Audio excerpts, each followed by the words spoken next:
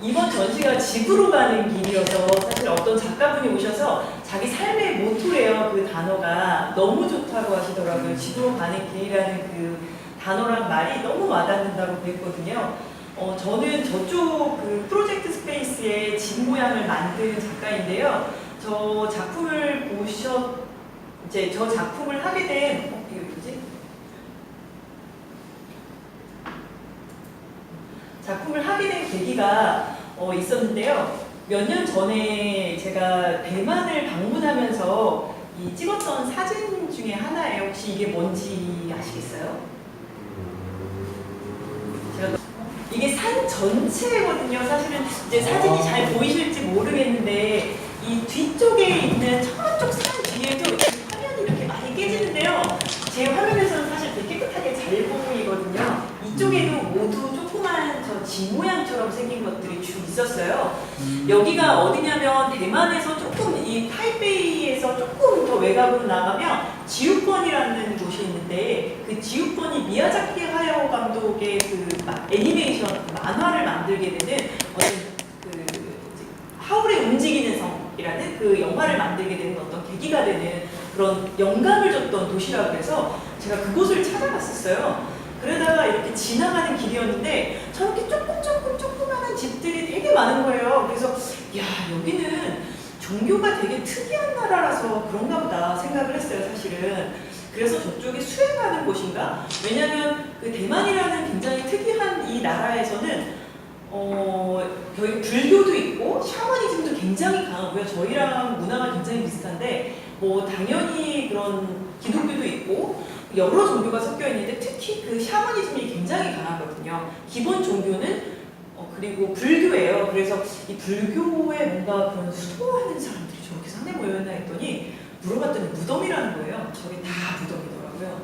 그러니까 무덤이 산 전체에 있는 거예요. 근데 너무 재밌는 건 이 글씨가 보면 뭐 한신의 집, 뭐 서신의 집 이렇게 그 가족의 묘예요, 저게. 그래서 하나하나 이름이 써져 있고요.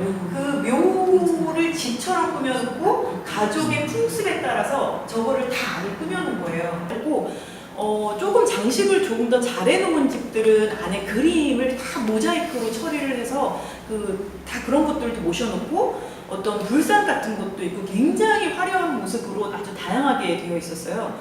굉장히 그걸 보고 사실은 좀 충격을 받았었거든요. 그래서 제가 사실은 집을 관심을 갖게 된 거는 실제로 우리가 사는 집이 아니고 그 이전에 사실은 무덤에 대한 관심을 갖게 된 거예요. 이쪽은 핀란드에 있는 무덤인데요. 이 핀란드에서는 이렇게 서양에서의 죽음이라는 것은 사실은 굉장히 사람들과 가까이 있는 거예요. 우리는 사람이 죽으면 산에 가다 묻는데 그 아시아권에서는 거의 비슷하더라고요. 이렇게 그 이전에 보였던 그 대만의 이 모습은 사실 일본도 그렇고 필리핀 쪽에서도 이런 모습의 형상을 하고 있어요. 그런데 중국도 마찬가지고요. 우리나라는 이제 무덤의 형태로 되어 있고 산에 갖다 묻는 풍습이 비슷하고요. 그 서양에서는 가까운 곳에서 묻어서 가족들과 같이 함께 살고 있는 그런 형태를 가지고 있어요. 이 죽음이라는 것은 그 시대상도 굉장히 많이 반영하고 있는데 사실은 현대화가 되면서 풍습이 바뀌고 결혼이라는 문화 같은 거는 사실 서양식으로 많이 그리고 사람이 태어났을 때 최초에 가지는 집, 제가 저 집을 만들 때도 생각을 한 건데 궁자가 직궁자예요. 그런데 원래는 그 직궁자를 집에도 모두 사용했다고 하거든요. 그런데 이제 후에 황제가 사는 집, 혹은 황제가 살았던 집만 궁이라고 하고 이제는 그 집 궁자는 이제 쓰지 않죠. 그렇게 이제 변천이 되어 갔는데 최초의 아기가 사람이 태어나는 자궁, 집, 그리고 사람이 살면서 가지는 어떤 집, 그리고 우리가 죽어서 가는 어떤 공간, 집, 무덤, 그렇게 가지고 있는 게 제가 가지고 있는 어떤 집이라는 생각과 개념입니다. 그래서 지금 현재 살고 있고 우리가 사는 집뿐만이 아니라 인간이 태초에 가지는 집부터 우리가 인생의 여정 끝에서 만나게 되는 집도 집이 아닐까라고 하는 생각을 하는 거죠. 이거는 이제 외국의 이런 집의, 그러니까 무덤의 풍경인데 이 스산한 그 동양의 느낌과는 굉장히 다른 느낌을 가지고 있습니다. 그래서 처음에 제가 만들었던 그 집의 형태는요, 굉장히 가늘가늘한 정말 실을 한 가닥 한 가닥 이어서 만든 한 평의 집이라는 집이었어요. 그래서 실을 지금 만든 집처럼 프레임이 있었던 집은 아니고요. 집에 정말 한 평 정도의 공간을 직접 설치를 하는 그런 모습으로 그 형상을 만들었었습니다. 그래서 이거는 남산골 한옥마을에 있어서 한옥 안에 진짜 실제 그 집의 모습을 설치해 본 모습이고요. 네. 그 이전에 이 비슷한 작업을 또 다른 공간 안에서 한번 해본 적이 있었는데요. 이 실은 저쪽에 사용한 실은 사실은 털실이에요. 근데 이 실은 그 재봉실이거든요. 사람 머리카락만큼 이렇게 좀 얇아요. 그래서 실제로 보면 이게 너무 섬세하고 미세한 그런 느낌을 주는 실들입니다. 네. 먼저 이번 작업을 이제 가서 보실 건데, 보신 분들도 있으시고, 이 작업은 세안도, 제목이 세안도예요. 사실 이 앞에서 보는 형상의 모습은 세안도의 모습과 똑같이 하고 있거든요. 그 세안도라고 하면 사람들은 세안도에 있는 집의 모습을 생각하기보다는 그 안에 있는 소나무의 모습을 먼저 생각해요. 사실 세안도라는 것 자체도 그 집의 느낌을 강조한 것은 아니고요. 그 겨울에도 푸르르다는 그런 그 어떤 우정을 생각하면서 그려준 그림이었기 때문에 그 집에 초점을 맞춰져 있지 않았는데, 저한테는 이 정말 단촐한 한 칸의 집이 굉장히 마음에 와닿았었어요. 그래서 이 집을 어떻게 하면 입체화시킬 수 있을까라는 생각을 굉장히 많이 하게 생각하는 원근법도 없고 너무 이상한 형상인 거예요. 그리고 색깔이나 색채도 서양에서 분명하게 구분되어졌던 색깔이 아니고, 뭐 노란색이면 뭐 카드뮴 옐로우, 무슨 옐로우, 레몬 옐로우에서 정확하게 색상들을 구분짓는 데 비해서 동양화의 색상들은 너무 이게 팡팡토 이렇게 되어 있잖아요. 정말 이렇게 잘 알 수 없는 그런 것들에 굉장히 혼란감을 많이 느꼈었어요. 그리고 이제 설치와 입체를 그 후에 대학원 이후에 하게 됐는데, 그런 설치 입체 작업들을 굉장히 오래 하면서 느꼈던 건 평면을 하던 사람이 입체를 하는 느낌은 사실 굉장히 다르더라고요. 입체를 하는 사람이 공간을 다루는 것과 제가 평면을 계속했던 사람이 입체를 하는 느낌은 사실은 굉장히 달랐습니다. 그래서 그럼 내가 정말 그 그림에서 옛날에 배웠던 거를 입체화시킬 수 있지 않을까. 제가 굉장히 오랫동안 또 학생들을 가르쳤었어요. 그럼 학생들이 항상 그리는 그림은 그렇게 입체적이지가 않아요. 사실 서양의 원근법이라는 건 굉장히 오랫동안 수련을 해야만 알 수 있는, 익숙해져야만 그릴 수 있는 그림인 거거든요. 그런 3점 투시, 어떤 투시도 시점이라는 것은 굉장히 과학적이라고 하지만 사실은 굉장히 테크니컬한 거죠. 동양화에는 그런 것들을 사용하지 않거든요. 부관법이라든지 굉장히 보이는 그 방식을 그대로 하고 있는데, 투상법 같이 이렇게 이 입체가 약간 찌그러져 보이지만 사실에 근거한 것들을, 사실은 가장 그림을 처음 그리는 사람들은 모두 그렇게 그리거든요. 그럼 그렇게 그린 그림을 어떻게 하면 입체화시킬 수 있을까라고 생각하면서 이 세안도를 한 시점에서 본 걸 그대로 만들었어요. 그래서 옆에서 본 모습은 완전히 틀린 모습이 돼버린 거죠. 그래서 이 실제 세안도는 약간 부스러운 곡선인데요. 제가 만든 입체물들은 다 직선적이에요. 굉장히 직선적으로 현대화시키면서 만들려고 노력을 했고, 투시도법이 깨진 거를 만들다 보니까 사실은 이 입체물의 90도 각도라는 것은 단 한 군데밖에 없어요. 다 틀어진 각도거든요. 그래서 여러 각도에서 봐도, 뒤쪽에서 봐도 틀어지고 옆에서 봐도 틀어지고 약간의 착시 현상이 일어나게 만드는 작업을 현재는 하고 있고, 지금도 다음 프로젝트에서 제가 그거를 지금 연구하고 있고 만들고 있습니다. 제가 작품에 대부분 다 붉은 실을 다 사용하고 있거든요.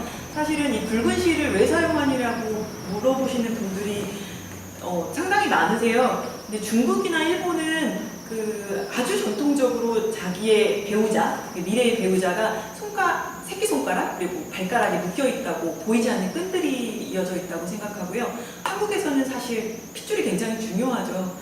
그런 느낌에서 이제 이 실을 이용했고, 그 그리스 로마 신화에서는 모이라이라는 새 여신이 사람의 운명을 관장하는데 실을 가지고 하거든요. 새 여신이 하나는 실타래를 감고 하나는 실타래를 끊고 하면서 사람의 운명을 잘랐다 끊었다 하는 그런 여신들이 등장하게 됩니다. 그래서 이 실들은 어떤 보이지 않는 관계, 인연들을 연결하는 그런 매개체로 이거는 동궐도예요.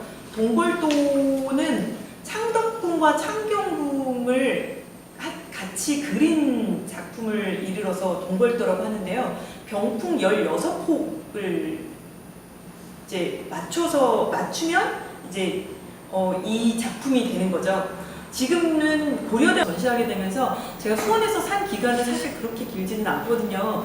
2011년도부터 계속 살았는데 그 전에는 저는 서울에서 살았고 고향이 수원은 아니에요. 그렇지만 이제 이 집으로 가는 길을 전시를 하게 되면서 그리고 수원을 계속 이제 살면서 이 화성 행궁을 사실 떠나서는 볼 수가 없잖아요. 저도 집이 수원역 근처인데 항상 이 행궁을 어쨌든 지나가게 되거든요. 그 화성 행궁, 화성 안을 이렇게 지나가게 되는데 사실은 이게 화성 행궁이 가장 그 궁의 모습을 가장 비슷하게 하는 정조가 이 궁을 그러니까 아버지의 묘소를 옮기면서 이게 자꾸 보기 위해서 다시 지었잖아요.